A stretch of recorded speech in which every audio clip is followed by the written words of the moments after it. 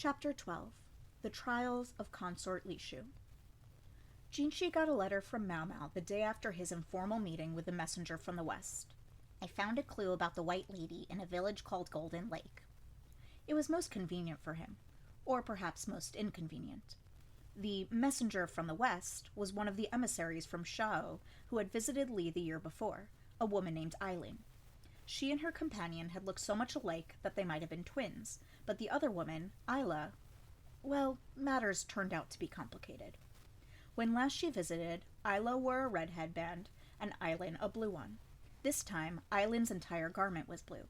Because of the covert nature of her mission, she wore nothing conspicuous, but rather a kuju shenyi, a robe with a curved hem that was quite common in Li. In truth, she was not someone with whom Ginshi ought to have been meeting too personally. The last time she'd seen him, he'd been dressed up as a woman, and she had, embarrassingly, taken him for the moon spirit. Besides, he was busy. He wondered what she would talk about at this moment, whose guidance she was under, but it turned out to be Lahan's. Ginshi had thought he'd seemed to be up to something in the western capital, but he felt certain Lahan of all people wouldn't be doing anything sketchy, and had let the matter slide. It wasn't that he trusted Lahan so much as that he had a certain understanding of the other man's psychology. Lahan had some sort of fixation on beautiful numbers and unbeautiful numbers, and although Ginshi couldn't claim to quite understand it, he gathered that Lahan wouldn't do anything that violated his standards of beauty. Ginshi had expected about half of what Eileen said to him. The other half had been unexpected, but none of it was completely unreasonable. Lahan was already privy to the 2 points Eileen had brought up, and he hadn't shown any particular reaction. One thing she said did make Jinshi's head hurt: food exports or political asylum. Lahan had already talked to Ginshi about exports in the form of a root vegetable called sweet potatoes. It was a promising crop, one that could be grown even in poor soil and yielded a harvest many times that of rice.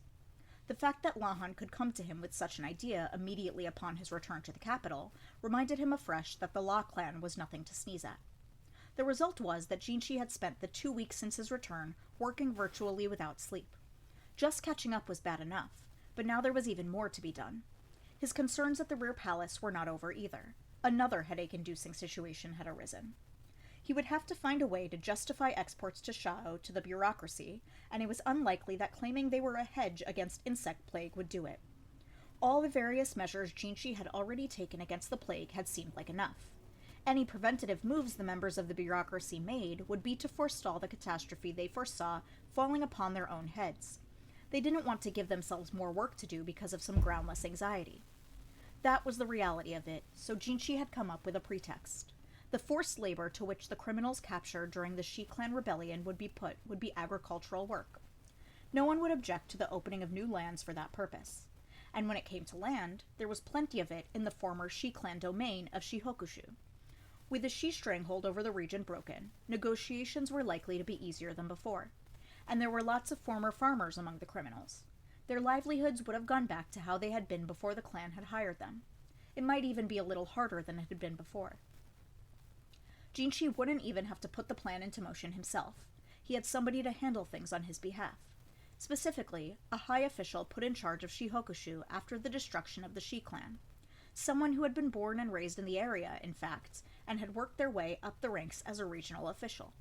They had experienced famine in the past, and when Ginshi had explained how growing sweet potatoes would prevent further starvation in the future, his case had been eagerly heard. Any necessary personnel could be recruited in Shihokushu. There was a ready supply of third sons of farmers, men who weren't entitled to any fields. If the rear palace could be considered public service under the Empress Regnant, then so could this. That was as far as Jinshi's planning had gone. He was quite capable, but he was no genius. There were still kinks to smooth out in the idea, but he would leave the details to those carrying it out. There would be pressure, yes, but they would just have to rise to the occasion. Ginshi didn't love to simply delegate matters, but he had other things to do. He was always slightly overworked, but he liked to think he had a sense of the scope of his duties. Ginshi lacked many truly trustworthy subordinates, but he did have a few. Each had their strengths, roles to which they were best suited. He picked up his cup as he considered what he would do about this letter. His ever-attentive lady, Suiren, saw the cup was empty, and with a, "Well now," poured him more juice. Ginshi watched her, then spontaneously decided to show her Mama's letter. Do we have anyone available right now? He asked. Yes, several who just came back. Pick someone suitable then. All right. Suiren put a hand to her cheek, thinking, why don't we try somebody new? It should be interesting. Are you sure that's safe? Ginshi asked uneasily. Suiren, though, continued to smile broadly. Have I been wrong yet? Ginshi could only offer a rueful smile in response to this display of confidence. Suiren had once attended upon the Empress Dowager herself. Even Mao Mao couldn't get the better of her.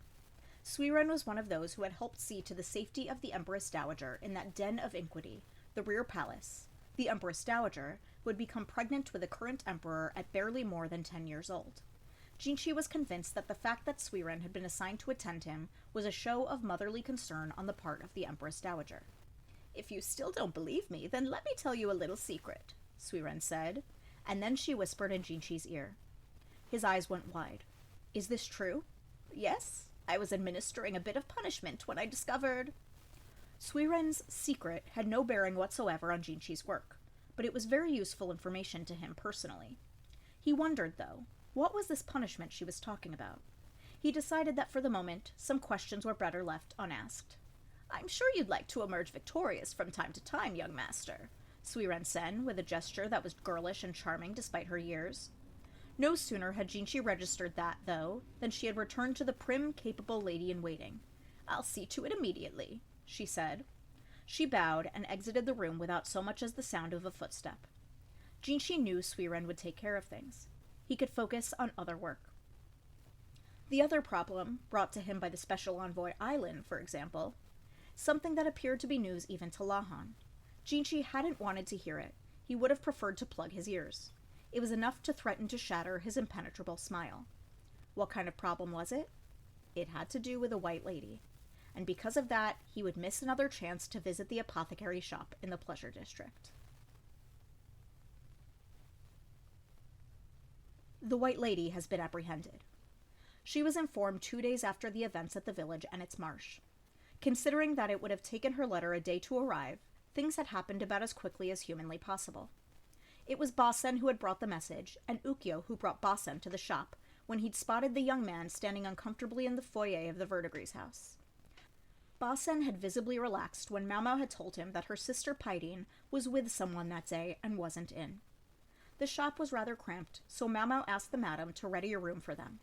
The brothel had many chambers that were excellent for private conversations, but only assuming Cho didn't find them. The over-curious brat would inject himself directly into any conversation. Thankfully, Ukyo volunteered to distract him. Mao Mao took a sip of the tea that had been served to them. Is that right? I expected more enthusiasm, Basen said. I assure you, I'm quite shocked. Basen, it seemed, still wasn't accustomed to reading Mao Mao's expressions. Jinshi or Gaoshun would certainly have registered the slight furrow in her brow. After the discovery that the white lady was using pigeons to facilitate her information network, they had quickly turned the setup against her. Mao Mao had assumed they could read one of the letters, snatch the person who came to get it, and probably learn something.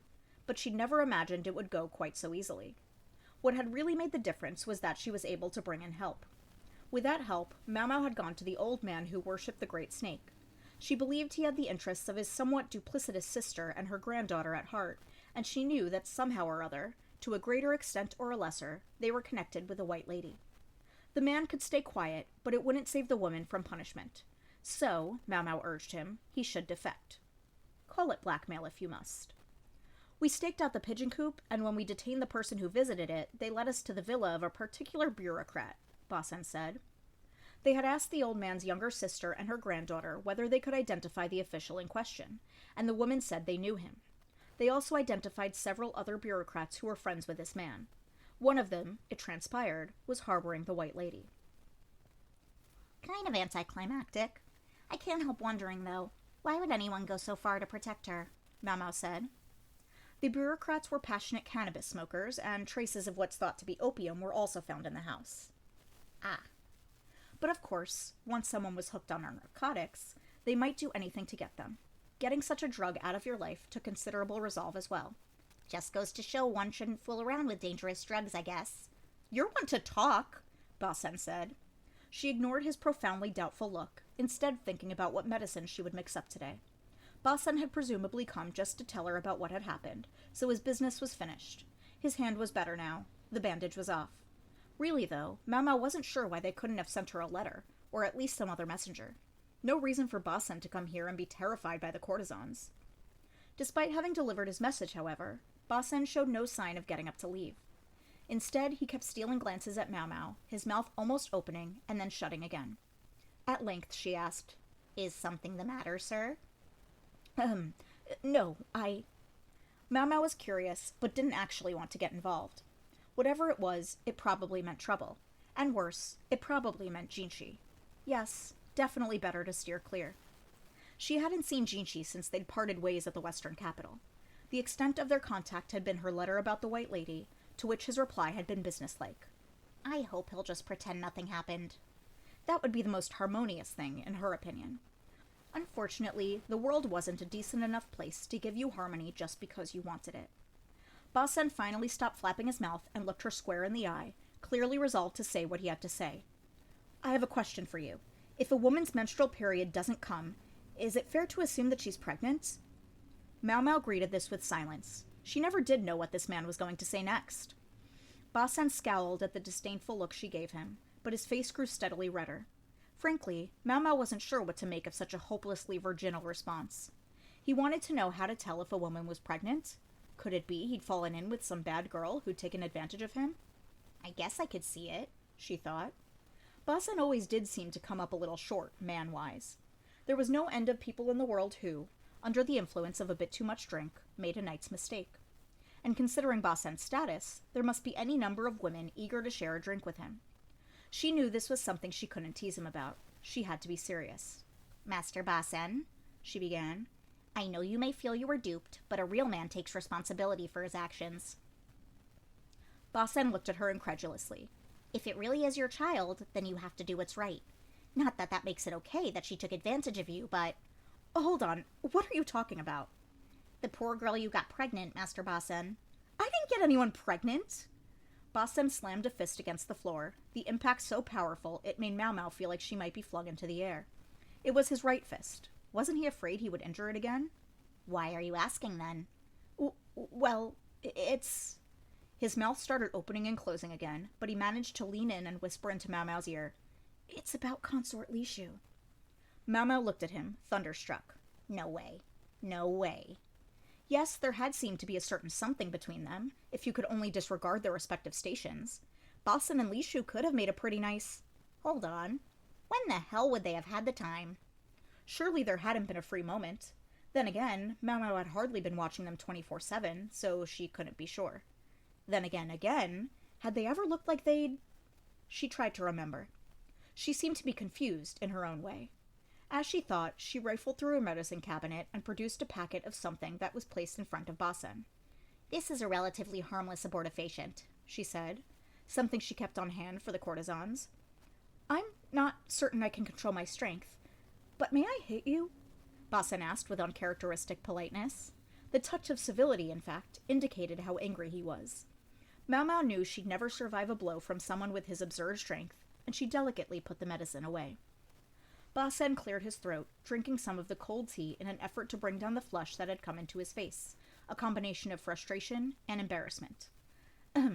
What I'm saying is, a certain august personage is in a difficult position." Apparently desperate to avoid using so much as a personal pronoun, he resorted to extremely circuitous locutions. "When one has been away from a certain place for quite a long time, and then returns to the certain place, one is subject to the same strictures as if one were entering it for the first time." A certain place was no doubt the rear palace. "Ah, so that's what's going on," Mau Mau said, slapping her knees. There were stipulations when entering the rear palace. Just as any men were expected to be eunuchs, there were certain things that a woman had to do as well. Nothing as difficult as what was demanded of the men, but the last thing they wanted was for a woman to enter the rear palace with a child already in her belly. Thus, a woman was only allowed entry after she had been confirmed to be menstruating. There were occasional exceptions for temporary leave, but these were typically in order to pay one's respects to a groom's family on the occasion of a woman's marriage. The name of her partner was recorded, so if she did get pregnant, they knew who to blame. Most women then left before the child was even born. A woman who had been away from the rear palace for almost 2 months, and a high consort at that, couldn't expect to simply walk back in. Lishu's problem was that it had now been more than a month since she'd returned from the western capital. So her period is late? Mau Mau asked. Basen nodded miserably. Well, Consort Lishu is young, so they might be irregular, and when you consider the toll that traveling must have taken on her, it can't be that surprising if she's a little late. That, though, was speaking purely from a health perspective. The fact that Basen was talking to her, and that he knew such personal information, meant there was something else going on. What might happen to a woman who was suspected of getting pregnant outside the confines of the rear palace, one of His Majesty's highest consorts at that? Especially when the reason she'd left the rear palace on this occasion was that she might be given to the Emperor's younger brother, Ginshi, in marriage? If Basen was aware of this situation, it was likely Ginshi was too. If that girl didn't have bad luck, she'd have no luck at all, Mau Mau thought.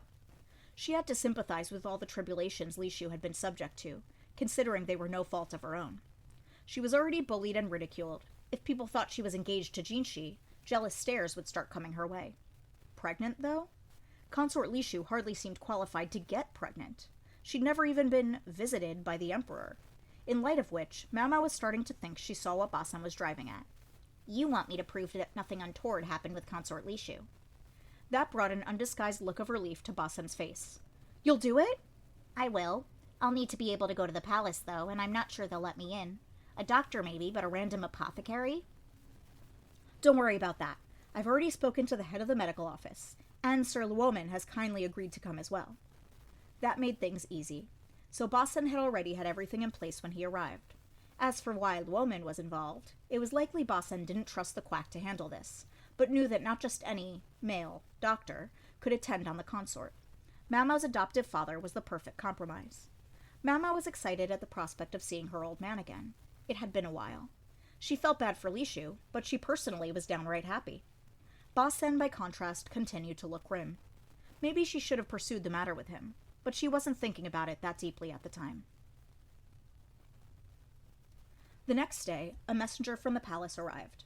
Mau Mau left Sazen in charge of the shop, as usual. "Please don't be long," he said.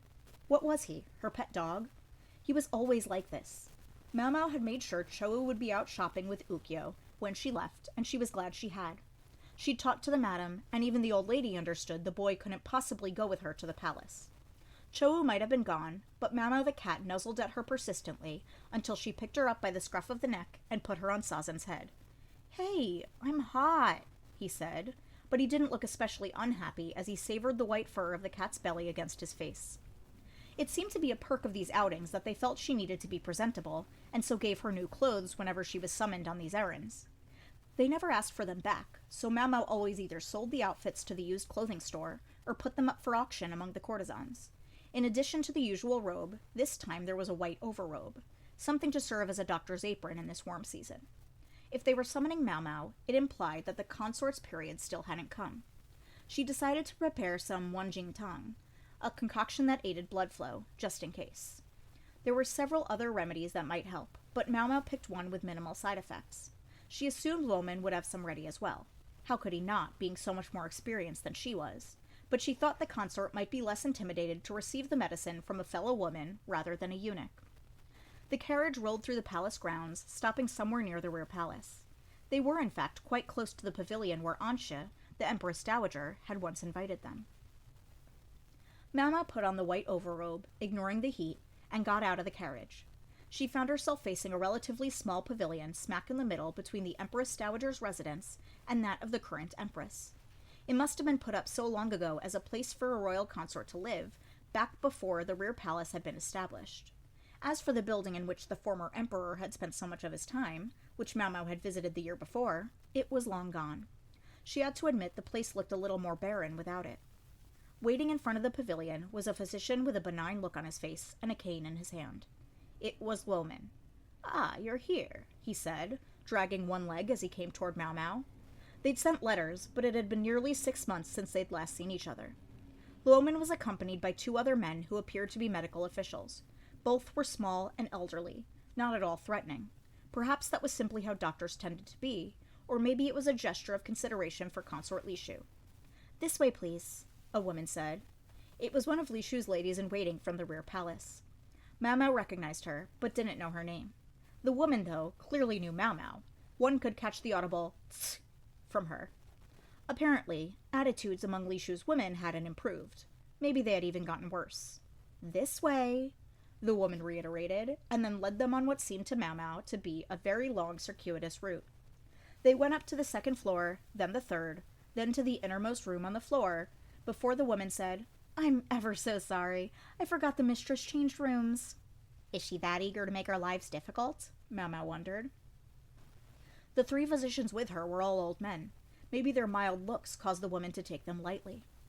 At length, Mao Mao and her companions were shown to the innermost chamber on the first floor of the pavilion, which looked like a perfectly typical room for a consort. Emphasis on "for a consort." The furnishings were of a quality that your average commoner might never see in their whole lives. Consort Lishu lay on a canopied bed, with her chief lady-in-waiting, who was also familiar, standing by her side looking quite distressed. Lishu briefly quailed at the sight of the male doctors, aged though they were, but seeing Mao Mao with them relaxed her, for a brief second, before she quailed again, for altogether different reasons. The woman said simply, "We assumed there might be concerns about us, so we brought a proxy," and looked at Mao Mao. Lishu was suspected of being pregnant, and even if she wasn't, if anything had happened between her, a high consort, and a man who was not the emperor, her life would be forfeit. Not that I think that's remotely likely. For one thing, she didn't think anyone as transparent as Lishu could keep a secret like that for very long. Probably not from Mao Mao, and almost certainly not from Aduo, who had been with her the entire trip. It was impossible to be absolutely positive, of course, but it seemed unlikely. So it was that Mao Mao found herself standing in front of the terrified consort, flexing her fingers. The quickest and simplest solution would be to check whether Consort Lishu was intact, a task for which Mao Mao, raised in the pleasure quarter, was uniquely suited. She had all kinds of ways to know. Let's hurry up and get this over with. That'll be easiest for everyone. "What? Wait! No! No!" Lishu wailed. "You're all right. I'll be done before you can count the wood grains in your bed." "Done with what? Ah! Ah!" The consort reached out desperately for her chief lady-in-waiting, but Mao Mao closed the curtain around the bed. As for the elderly physicians, they stood discreetly in a corner of the room with their backs turned. For a while, the only sound was Lishu's whimpering. "She's pure, of course," Mao Mao announced flatly, wiping her hands with a cloth. Lishu lay on the bed, completely drained, provoking consternation from her chief lady-in-waiting. It should have been fine. Mao Mao was a fellow woman. She'd even done something similar when assessing whether Empress Gyokyo's child was in breach. But evidently, Mao Mao had been wrong to think a complete virgin would take the exam the same way as a woman who had already given birth. Lishu looked even more exhausted than the time they'd plucked out her hair in the bath. "Mao Mao, you could stand to be more gentle," the woman said, although it was a little late for that. The other 2 physicians wore strained expressions as well. Just when Mao Mao was thinking the job was over and she could relax and write up the paperwork, a woman's voice said, "Excuse me." The door opened, and 3 of Lishu's ladies-in-waiting came in, flanking the consort's former chief lady-in-waiting, the one who had been reprimanded by Ginshi. She looked like trouble, as usual, but today she seemed to have taken it to another level. "Yes, can we help you?" the current chief lady-in-waiting asked. She was technically the superior in this situation, but she'd started life as nothing more than a food taster, and she felt an understandable shock of fear when confronted by the woman who had previously held her position. The former chief lady-in-waiting simply ignored her, turning instead to Mao Mao and the elderly physicians. "Were you able to ascertain the consort's chastity?" she asked. "Yes, we've just finished the examination," the woman said, whereupon the woman glanced toward Mao Mao. "But you didn't perform the examination, did you? It was that woman there, a known acquaintance of the consort. Don't you see a problem here?" She seemed to be suggesting that Mao Mao might lie to protect Lishu, an attitude Mao Mao rightfully found irritating. "Perhaps you'd like to join me in conducting a re-examination then?" she said. "Maybe we should call a midwife too, just to be extra safe." Her idea provoked looks of distress, from Lishu and her chief lady-in-waiting. The consort looked like she might die of embarrassment if she were subjected to any more such humiliations. The former chief lady-in-waiting, for her part, simply shook her head. It was almost like she thought she was the one in charge here. She'd certainly gone more self-important since Mao Mao had seen her last. Before, at least, she'd been willing to pretend to be deferential to the consort. The reason for her arrogance soon became clear. She was holding it in her hand. I must say, I dearly hoped it wouldn't come to this, but I found this and felt honor-bound to bring it to your collective attention. She put a piece of paper on the table. Mau couldn't help noticing how crumpled it was. I confess, I couldn't believe the consort would write such a thing. The woman leaned dramatically, almost theatrically, against the table. When Mau saw what was written on the page, she could only frown. A love letter, the former chief lady-in-waiting announced, to someone who is not His Majesty. The page was covered in pretty girlish characters, and a plentitude of sweet nothings and proclamations of love. So that's why she took us on the scenic route, Mau thought, finally understanding why the attendant had led them to the wrong room before finally bringing them to Consort Lishu. She hadn't been playing a nasty little joke. She'd been buying time. The former chief lady-in-waiting called for an official who was outside the room. Mau wasn't sure why she would be so eager to do that. The consort's infidelity would have consequences for her ladies-in-waiting as well.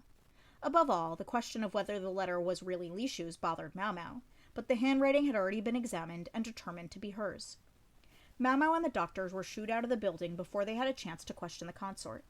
It seemed the former chief lady-in-waiting had wanted to act before Mau could do her examination, but the delaying tactic hadn't gained enough time for that. Instead, one might say, she'd resorted to force. Mau and her companions decided to go back to the palace medical office. Mau was an outsider, while Luomin and his two fellow physicians were none of them forceful personalities. If they were ordered to leave, there was little they could do but leave. Mau was determined to at least write up a report on her findings. The former chief lady-in-waiting had insisted that Mau's word wasn't trustworthy, but that wasn't hers to judge. If nothing else, the doctors with her had seen Lishu's face, and they seemed to believe that Mau was right. That was rather brazen, remarked elderly physician number 1. He had a lanky frame that made one think of a barren tree. Yes, it was almost too much to watch, responded elderly physician number 2, a portly man with fingers like sausages. Luomin was hardly younger than the two other doctors, but as the newest member of the office, it was he who served the tea. Mau got up to help him, but he sat her back down, insisting that she focus on writing. The rear palace had always had people like her, but it's disappointing to realize that kind is still alive and well, said the first doctor. You said it, said the second. I'm not saying women are evil, just that some of them make a room a darker place. It's the same in the palace at large. Mau cocked her head, surprised. They talked as if they'd been to the rear palace. You're not eunuchs, are you, sirs? No, we're not. We were in the rear palace, but we're not castrated. We got out of there before they got us.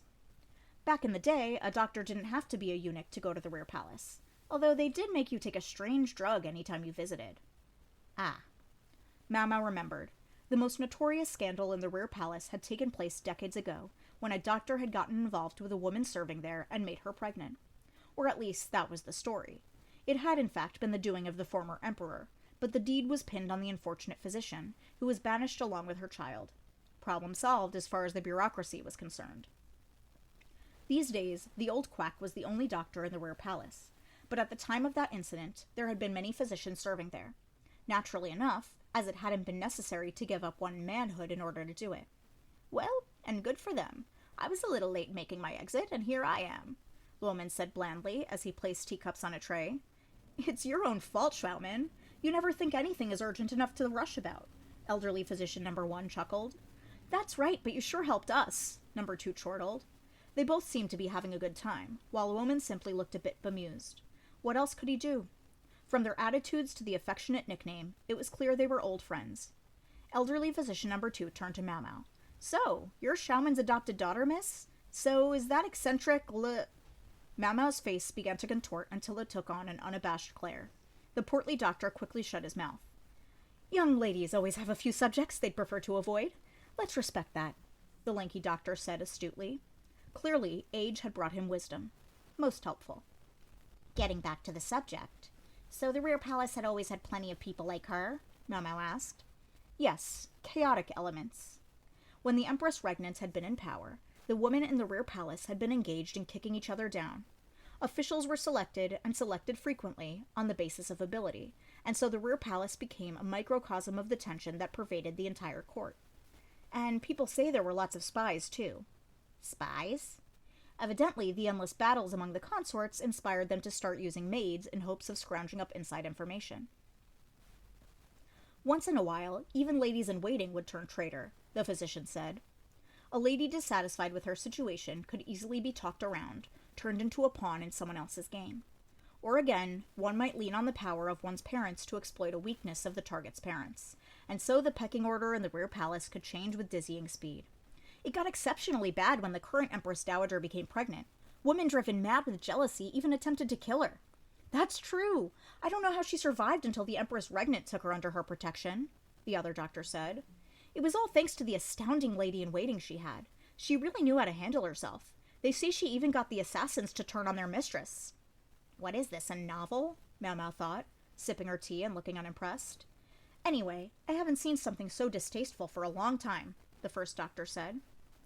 This brought a question to Mau Mau's mind. She said, From the way you're talking, it sounds like you think someone else in the rear palace is conspiring to bring down Consort Lishu. You think not?